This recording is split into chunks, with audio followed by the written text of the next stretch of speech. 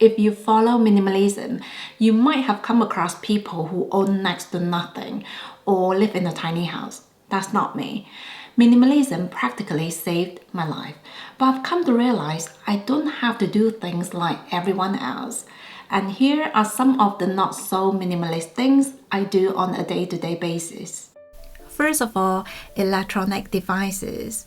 I have an iPad, mainly for my illustrations, a Kindle for reading, iPhone for filming and entertainment, iMac for editing my videos, paperwork and admin, and a laptop for traveling. Most of these devices are fairly sophisticated and the functions do overlap. So if I really wanted to, it is very possible to downsize. So I'm not even going to defend myself about it.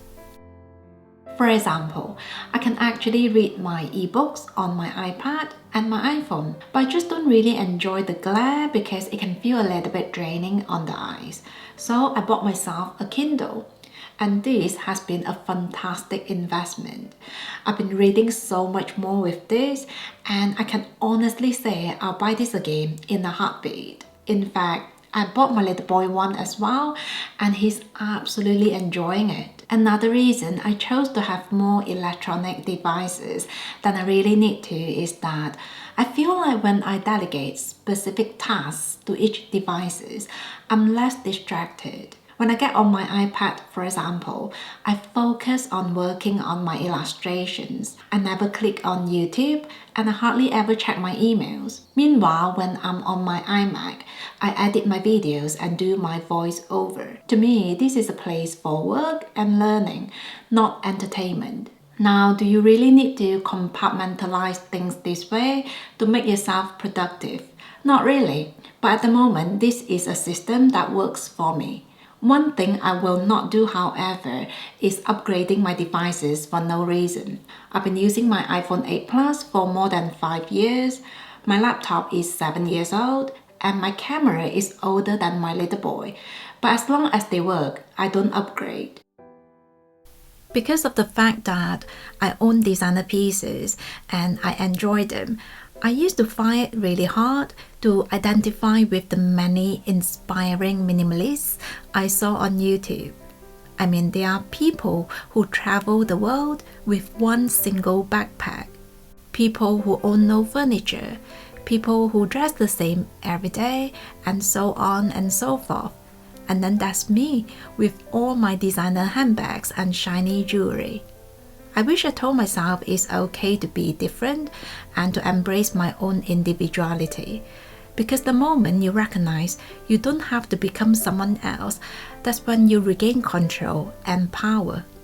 I'm still always looking for inspirations, but now I only take what's useful for me.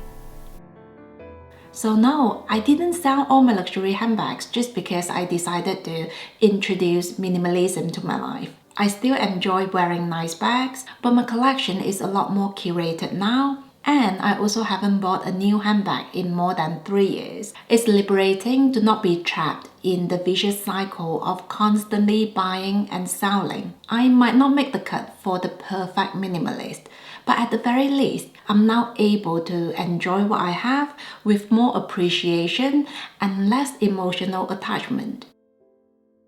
If you look at my shoe collection, it might not seem very minimalist either.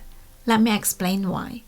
Ever since minimalism, I've donated a lot of shoes, including all the high heels I never wore and many fast fashion pieces in excellent condition.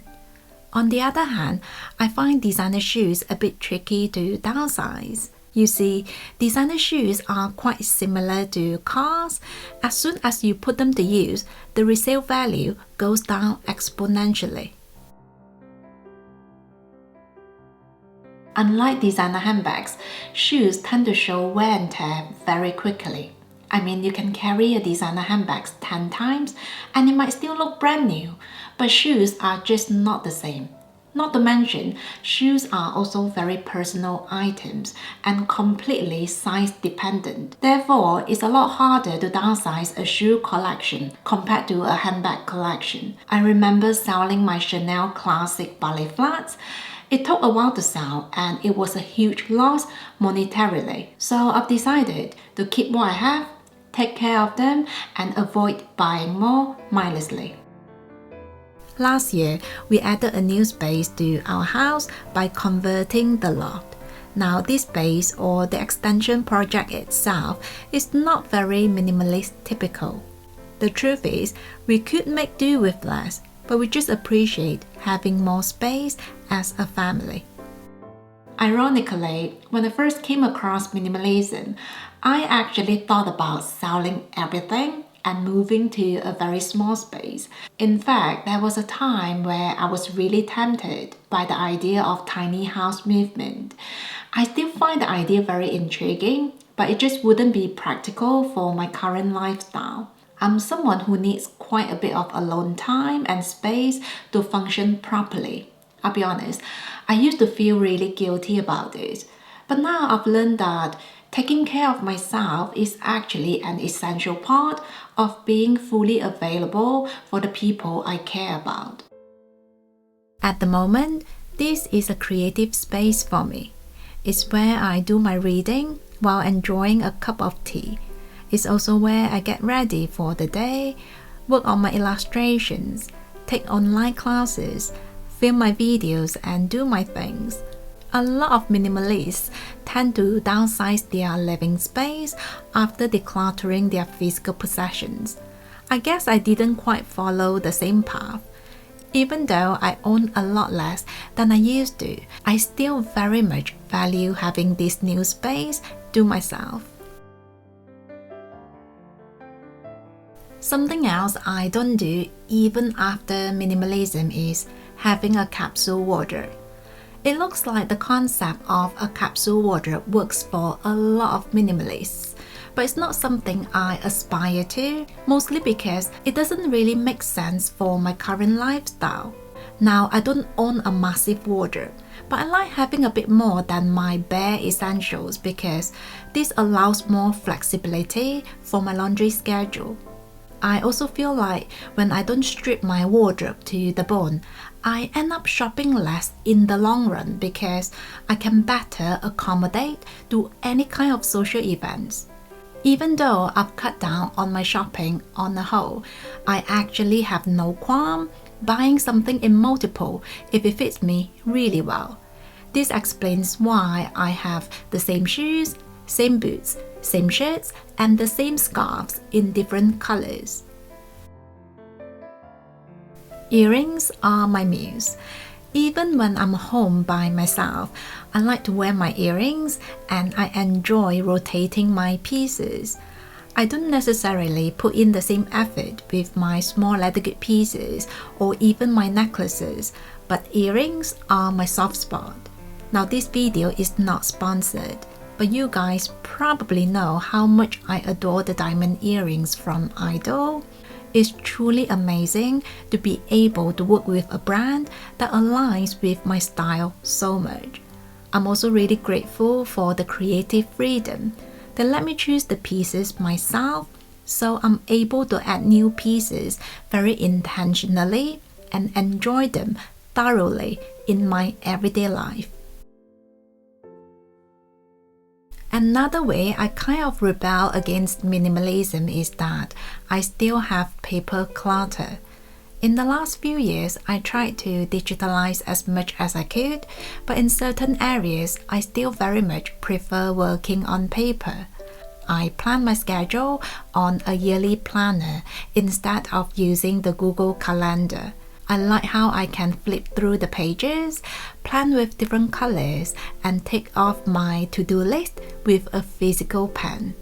This means I have to get a new planner every year, and sometimes some stickers as well, but it's actually something I always look forward to ordering at the end of every year.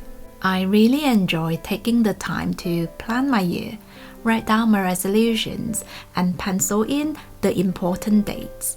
Having something physical really helps me envision and navigate my day-to-day. I've also been doing my journaling on my Moleskine journals, which is why I have a collection of them. You can certainly find notebooks at a cheaper price, but I like investing in better quality ones because I think it makes such a difference in the writing experience. It's lovely to be able to go back and look at my thoughts and reflections at the time and see how far I've come. I think a journal is something I will never declutter from my life, especially on days when I feel lost or frustrated. Journaling helps me organize my thoughts and refocus on what I value in life.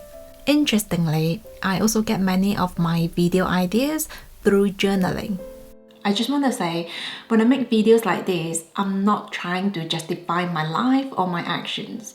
This is just me sharing my journey of accepting myself and doing things my own way. I just hope this video will help people who are interested in minimalism but somehow feel intimidated by the idea. The truth is, nothing is set in stone, and it's not like there's only one way to do minimalism. I might not be a typical or the perfect minimalist. Sometimes I even think I only qualify for an essentialist or a practicalist. Regardless, the idea of minimalism has changed my life for the better in so many ways. So it really doesn't have to be all or nothing. I might downsize more in the future, but what really matters to me is to make very intentional life decisions. That's it from me today. Take care, and I will see you soon.